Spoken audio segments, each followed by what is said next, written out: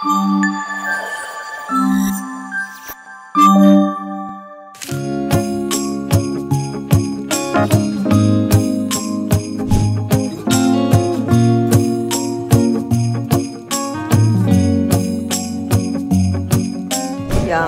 We reached ఎయిర్పోర్ట్కి రాగానే ఇక్కడ ఇప్పుడు చేస్తున్న పని నాకేమన్నా కొనివ్వు నాకేమన్నా కొనివ్వు అంటే చాక్లెట్లో బిస్కెట్లో కొనిస్తాను పదా అన్నాను.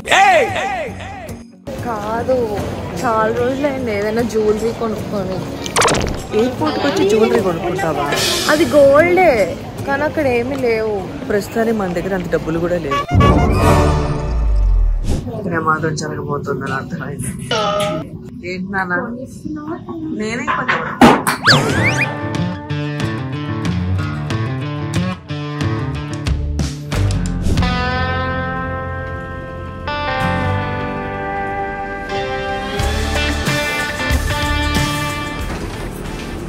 ఫ్లైట్లో తినడానికి నేను మా ఇంట్లో పులిహోర తెచ్చుకున్నాను.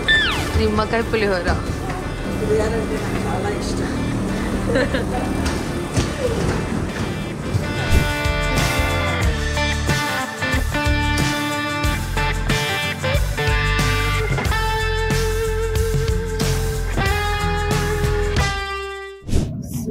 We finally landed in Tirupati.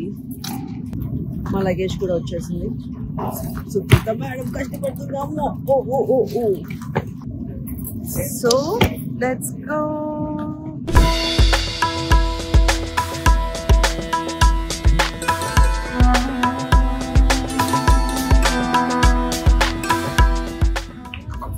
మొత్తానికి కొండ నడిచెక్కడానికి ప్రిపేర్ అయ్యాము. ఏడుకొండలవాడ వెంకటరమణ గోవింద గోవింద.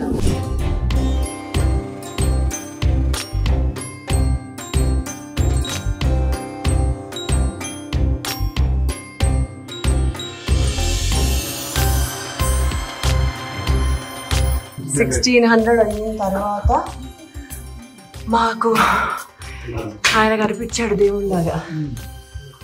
ఇప్పటి వరకు ఎక్కడ ఏమీ లేవు. ఆయన ఏమి అమ్మినా తాగేటట్టున్నాం మేము. ఇది ఫ్రెండ్స్ ఫిట్నెస్ ఎందుకు ఇంపార్టెంట్ ఇప్పుడు తెలుస్తుంది. ఓ పక్కన నీళ్ళు లేవు, ఓపిక లేదు.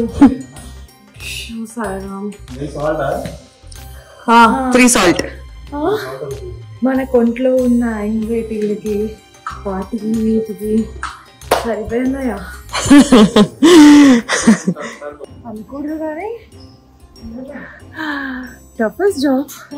మరి పెద్ద ఇంత మామూలుగా ఉండదు. విజయవంతంగా తిరుమల తిరుపతి మెట్లు ఎక్కేసాము. రేపు పొద్దున దర్శనం. గోవిందా గోవిందా. మా రమణయ్య వచ్చాక చూపిస్తాం పైన ఏం తింటాం. Bye friends. బాయ్.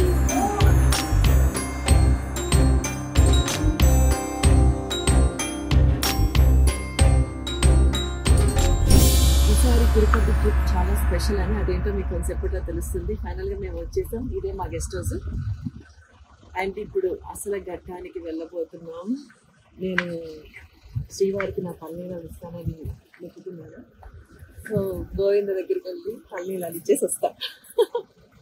సో ఇంకొక 1 year వరకు మళ్ళీ నన్ను ఈ జుట్టులో చూడలేదు.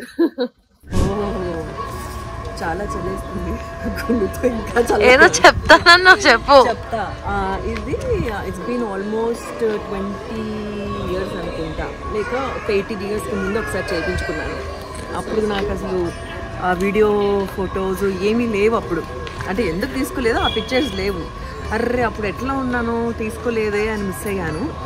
సో ఇప్పుడు మెమరబుల్. మళ్ళీ 20 years తర్వాత మళ్ళీ శ్రీవారికి నా తన్ని నాని ఇచ్చాను అనమాట. అప్పుడు మా ఆయన కోసం ఇచ్చాను, ఇప్పుడు పెద్ద ఆయన కోసం ఇచ్చాను. సో ఇప్పుడే మేము తినడానికి వచ్చాము. ఇలా ఏం చేయాలి? ఎవరైనా ఫోటో అడిగితే ఏం చేయాలో తెలియక ఇట్లా గుండుని కవర్ చేసుకుంది అనమాట. మా రమణయ్య వచ్చాడు. Ramana hi. Hello. How was your Vande Bharat?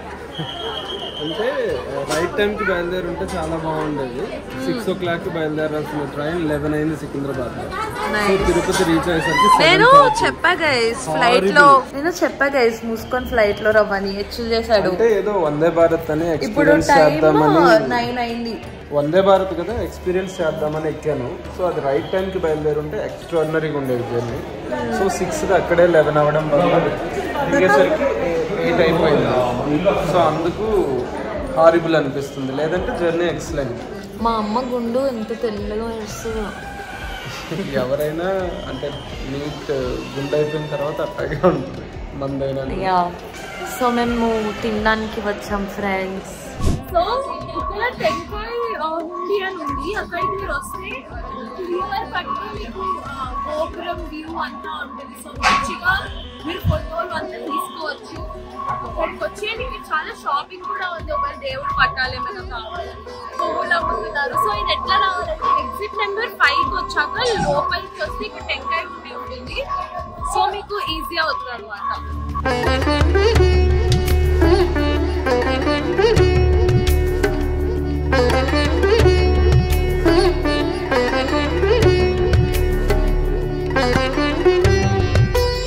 Actually గాజులు కొనుక్కుందాం అనుకున్నాం కానీ నాకేం నచ్చలేదు. సో ఇప్పుడు రూమ్కి వెళ్ళి డ్రెస్ మార్చుకొని తిని ఆకలిస్తున్నాం.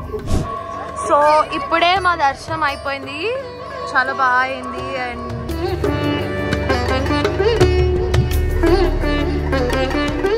తిరుపతి క్లైమేట్ ఎలా ఉన్నింది నీ దర్శనం? చాలా బాగా అయింది. గోవిందా గోవిందా.